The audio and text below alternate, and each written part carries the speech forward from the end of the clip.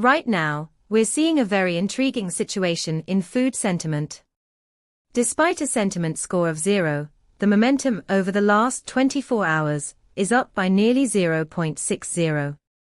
This suggests that while current opinions are neutral, there's significant upward momentum building.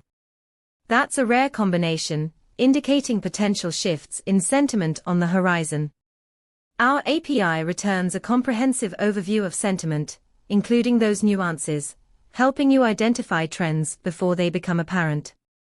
Imagine using this to anticipate shifts in consumer preferences for a new product launch or marketing campaign, allowing you to stay ahead of the curve.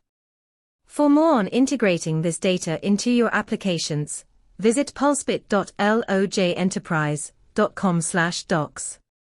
Let's build something insightful together.